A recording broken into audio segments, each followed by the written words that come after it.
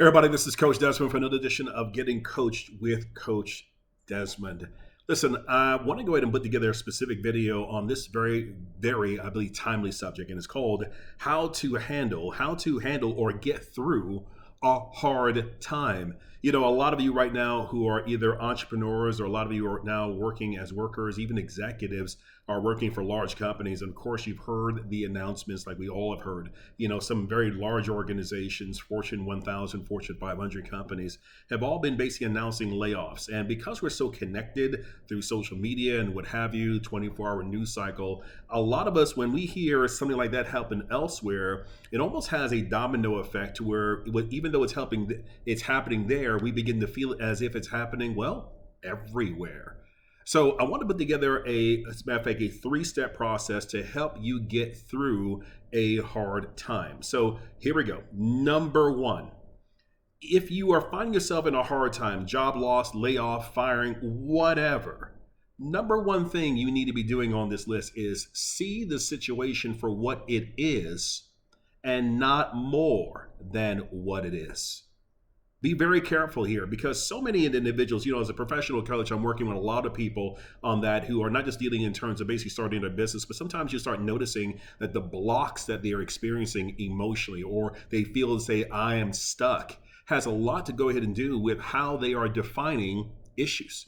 And a lot of us put a lot of extra stuff on things that don't really belong there. For example, you got fired, you got laid off, whether it was your fault, most cases probably had nothing to do with you. You can have the temptation to do what? Try to justify. Oh my gosh, so is it because I'm incompetent? It's probably because I didn't go to college. Oh, it's probably because I had too many degrees. They probably thought I was overqualified. And before you start noticing, we're now going off into all these different places. And as a result of that, we start making something that was simply just what? A job loss. All that happened is that you no longer work there. Now I'm not negating how you feel. I know what it's like to get fired. I know what it's like to get laid off. It sucks and it puts everything in question. Our ability to pay bills, mortgage, all this type of thing. Trust me, I feel you. But it doesn't help when we now basically find ourselves so wrapped up emotionally into other areas that have issues that have nothing to do with the job loss.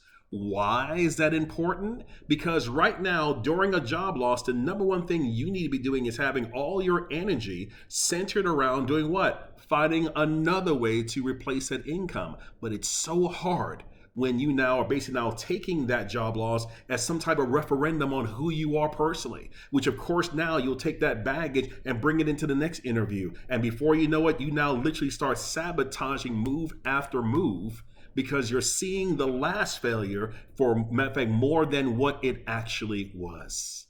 Are you beginning to see what I'm talking about? It's so very important that you see a loss for what it is and not make it more than what it is. Number two, who's they? Who is them? Very important. A lot of us, when we basically experience a loss on that family, marriage, job, a lot of us basically have held back. Some of us even stopped even getting help, even help that could have helped us because we were afraid of our loss in status. Because we were afraid that what if they and them if they were to find out? Some people legitimately have these issues. What if the press finds out? What if my industry finds out? What if the neighborhood, my HOA finds out, et cetera, et cetera? So a lot of us basically have this notion of they and them, and I'm going to go ahead and give you a quick tactic to go ahead and help you eliminate that problem altogether. Here it is. Here it is. I want you now to go ahead and write a list of who they and them is. Okay? What do you think is going to go ahead and happen? In our mind, we're concerned about what will they think. Some people call them the haters or whatever situation is, but it's something interesting happens when you begin to write down their actual names of who they and them is. Number one, you'll start noticing you have difficulty realizing who they or them is. Secondly, you'll begin to go ahead and recognize I'm writing these names of nameless, faceless individuals that I really don't care about. Honestly and truthfully, I'm not just trying to be bold. I really don't know what they think. We don't even talk. And now you begin to see their names, and now you're beginning to wonder, hold on a second, why is it that I care about what they or them think. Hmm. Before you know it, you'll start noticing your list start getting what? Shorter and shorter and shorter. And now you start realizing, hold on a second, I don't need to care about what they or them think because nobody on this list actually matters. Guys, I want you to use this exercise because it's extremely cathartic for so many of you who have denied yourself the ability to do what? Retreat, regroup, and replan, all because you're scared about what they and them think. Now that you realize there's no they or them, hopefully this is going to open up some freedom for you to go ahead and make the necessary changes, even if that means in this season that we take a step on back accordingly. So again, make that list, check it twice, let me know who's naughty or nice. Next and last on that, don't dwell. Listen carefully to this and use it. When you dwell, you dwindle. When you dwell, you dwindle. And what I mean by that, when you find yourself dwelling on what's not working, when you're dwelling on the mistakes of the past or even the present, when you're dwelling on those things that no longer serve you, what ends up happening, you begin to dwindle. Now, dwindle is one of those words we don't use a lot. So I went to Google and basically checked the dictionary on this. Here's what dwindle means. Dwindle means to become, matter of fact, to become steadily less. To become steadily less. Every time you begin to dwindle, you're getting less and less and less and less. When a person is dwelling on what's not working, when a person is dwelling on a past mistake that they can't do anything about, what ends up happening, they're not gaining. They're not flourishing. They're becoming less, and less. And guys, in this season of hard times, aren't we trying to go ahead and combat that? Aren't we trying to go ahead and do more? Guys, I wanted to go ahead and give you these 3 steps going on right now because in this season of contrition, or the perception being that things are having a hard time, we need to be doing what? Working harder.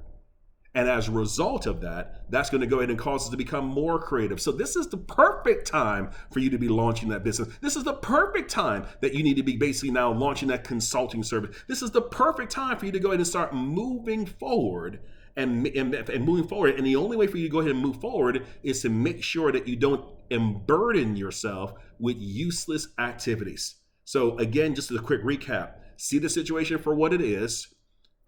Write down your list of who they and them are, the ones that you're afraid of losing their status or whatever. And then last but not least, don't dwell. When you dwell, you dwindle. So if you want to avoid basically becoming less and less, stop dwelling on what isn't working.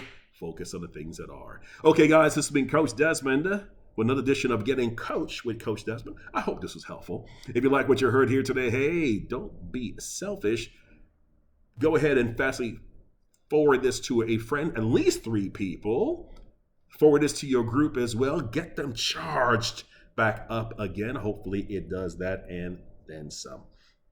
Okay, guys, I got to go, but this has been Coach Desmond reminding you, amateurs get stuck, but professionals get coached. Which one are you? Okay, guys, if you like what you heard here, please put on your comments. Love to go ahead and hear your thoughts on the advice given here today. Until next time, you guys take care and God bless. Bye-bye.